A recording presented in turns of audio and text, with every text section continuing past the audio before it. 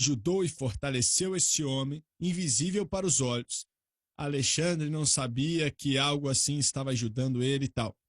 E como Bob disse antes do intervalo, ele era muito religioso, mas era com os deuses pagãos do mundo grego, que realmente não existiam, senão espíritos demoníacos que representavam aquilo. Mas eu acredito que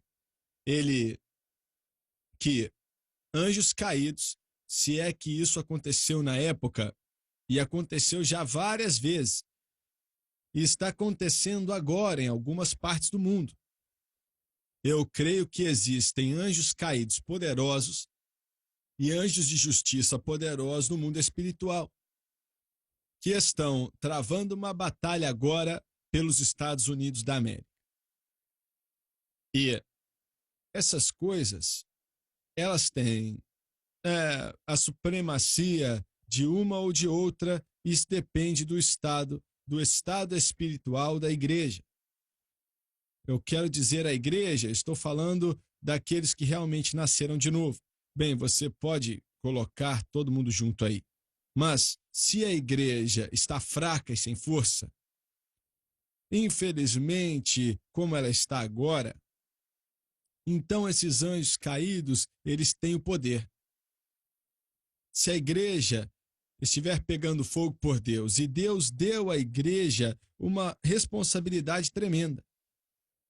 E se a igreja, e olha, não, nunca inclui a todos. Se há uma porcentagem saudável que está com fogo por Deus, então os anjos de justiça prevalecem. E nós vemos um pouco disso no 10º capítulo de Daniel, que daqui a pouco vamos estudar isso também. Eu realmente acredito nisso. Que eu vou repetir, se a igreja, pelo menos uma parte dela, pega fogo por Deus, então os anjos de justiça no mundo espiritual, eles é quem tem a supremacia, vamos dizer assim. Fora isso, os anjos malignos é que têm. Essas vitórias são travadas e vencidas ou perdidas no mundo espiritual, antes dos resultados acontecerem nessa terra. Ouviu bem o que eu disse? Eu me lembro de ouvir um certo homem aí, um jornalista ele trabalhava para uma das grandes redes de televisão da América, ele se aposentou agora. Mas então, eu ouvi ele falar, um dia eu estava escutando o jornal, e ele disse que a União Soviética, isso foi, eu acho que 25 anos atrás, a União Soviética vai acabar caindo.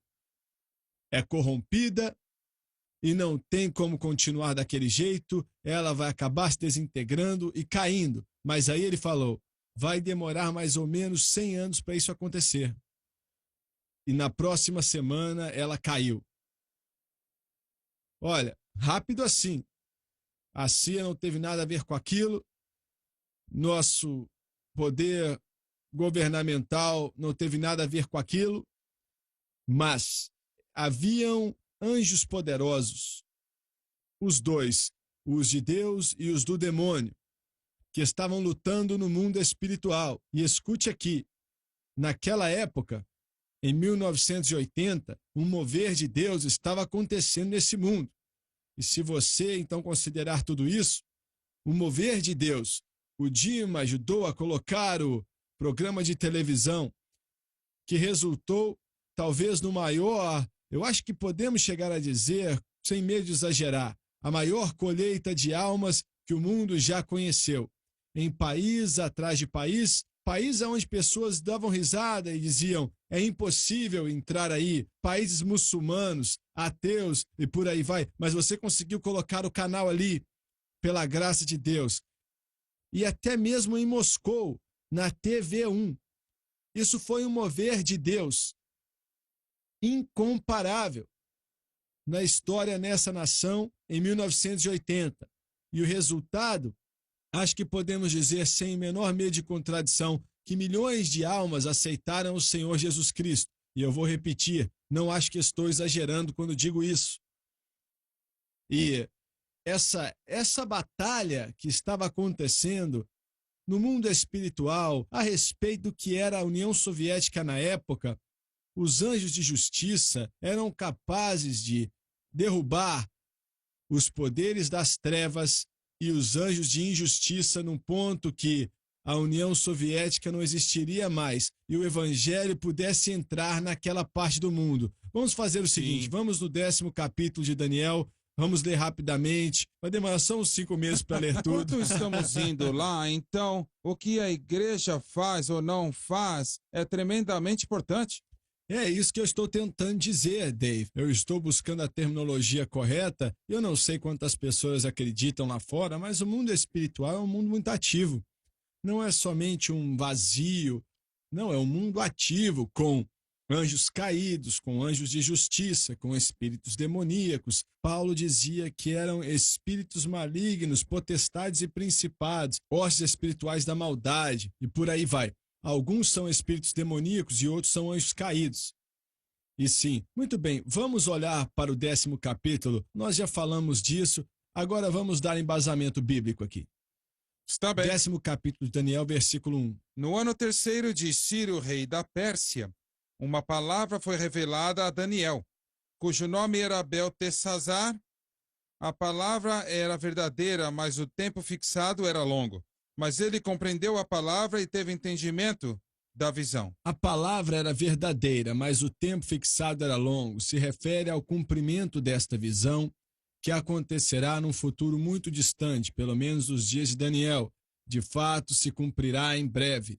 Naqueles dias eu, Daniel, me entristeci pelo espaço de 3 semanas. Acredita-se que esta visão foi dada cerca de 5 anos depois da visão das 70 semanas do capítulo anterior. Não comi alimento desejável, nem entraram carne nem vinho na minha boca, nem com unguento me ungi, até que se cumpriram as 3 semanas de dias.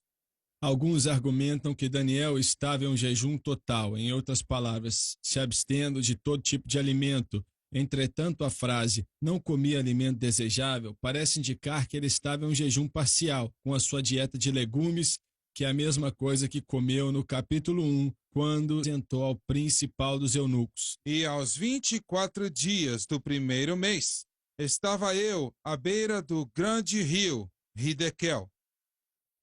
O Hidekel é o moderno rio Tigre. E levantando os meus olhos olhei, e eis um homem vestido de linho, e os seus lombos cobertos com ouro fino de Ufaz. Similar à aparição nos versículos 5 e 6 em Apocalipse 1:13. O versículo 16 também sugere que era Emanuel mesmo que apareceu a Daniel. E o seu corpo era como a pedra de berilo, e o seu rosto parecia um relâmpago, e os seus olhos como tochas de fogo, e os seus braços e seus pés reluziam como bronze polido, e o som das suas palavras era como a voz de uma multidão. Não há dúvida alguma que esta é uma aparição de Cristo pré-encarnado. E eu só, Daniel, vi aquela visão, e não a viram os homens que estavam comigo. Contudo, se apoderou deles um grande temor, e fugiram e se esconderam. Embora esses companheiros não a viram, mesmo assim eles sentiram grandemente o poder da presença, pois se apoderou deles um grande temor. Significa que estavam aterrorizados. Assim então fui deixado só, e contemplei esta grande visão, e não ficou força alguma em mim, e o meu semblante de glória se tornou em corrupção, e eu não tive forças. A frase "o meu semblante de glória se tornou em corrupção" é a base do significado verdadeiro desta passagem. Quando nossa justiça é comparada com a de Cristo, verdadeiramente não há o que se comparar. Contudo, ouvi a voz das suas palavras, e ouvindo o som das suas palavras, eu caí adormecido sobre o meu rosto, com o meu rosto em terra. Esta é a mesma reação que Daniel teve na aparição de Gabriel com respeito à visão do capítulo 8. A experiência de Pedro, Tiago e João no Monte da Transfiguração foi semelhante. E eis que uma mão me tocou e fez que me movesse sobre os meus joelhos e sobre as palmas das minhas Embora a mãos. escritura não seja clara, parece que a mão que tocou em Daniel não foi necessariamente a mão de Cristo dos versículos 5 e 6. Toda indicação é que foi a de Gabriel. E me disse... Espera aí um pouco, Jim.